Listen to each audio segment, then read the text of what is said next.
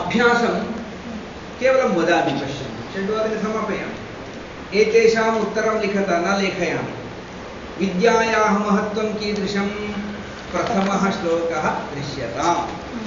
प्रथमश्लोकः अत्र केवलं प्रथमम् इति संख्यां लिखतु केवलं विदुषा आत्मश्रेयसि कदा प्रयत्नः विधेयः तृतीयं सुभाषितं यदा शरीरं स्वस्थमस्ति इत्यादि तृतीयं सुभाषितं नीच मध्यम उत्तमाः के पञ्चमं सुभाषितं नीचाः के मध्यमाः के उत्तमाः के ओहो न एतद् षष्ठम् अद्य उक्तं किल नीचाः मध्यमाः उत्तमाः षष्ठं समीचीनं कूपे समुद्रे च तुल्यं जलं गृह्णन् घटः किम् उपदिशति नवमं भवन्तः यत्र कुत्रापि गच्छन्ति चेदपि ललाटे यद् लिखितं तावदेव प्राप्नुवन्ति इति नीतिम् उपदिशति अग्रे परोपकारिणां स्वभावः कः अन्तिमं सुभाषितं वित्तस्य कति गतयः तिस्रः गतयः सन्ति तृतीया गतिः कस्य भवति यः न ददाति न भुङ्क्ते तस्य तृतीया गतिर्भवति मानुषराक्षसाः के पञ्चमं सुभाषितं पञ्चमं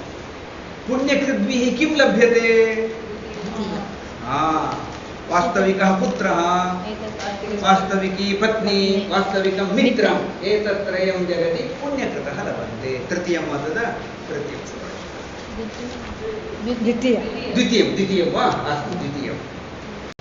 एतत् केवलं वदामि एतद् आवश्यकं चेत् लिखन्तु विग्रह्य समासनाम निर्दिशता विग्रहवाक्यं लेखनीयं समासनाम विद्याविहीनः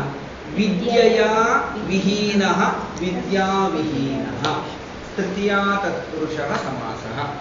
विद्यया विहीनः शीघ्रं लिखतु आत्मश्रेयः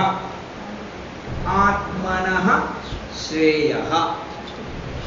आत्मनः श्रेयः आत्मश्रेयः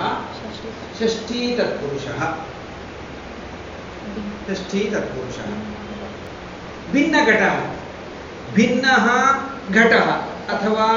भिन्नश्च असौ घटश्च अथवा भिन्नः घटः तावदेव लिखितं चेदपि युज्यते भिन्नः घटः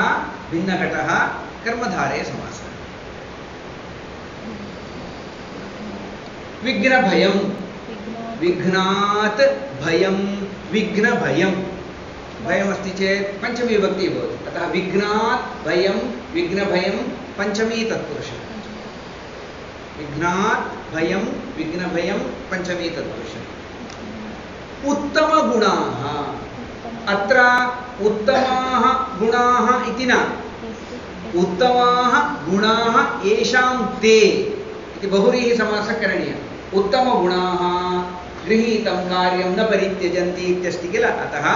उत्तमाः गुणाः येषां ते सप्तमी अपि भवितुमर्हति येषु इति भवितुमर्हति सामान्यतः प्रसिद्धिः षष्ठी भवति गुणाः इत्यादि उत्तमाः गुणाः येषां ते उत्तमगुणाः मनुष्याः इति तत् बहुव्रीहि समासः अनुद्धतः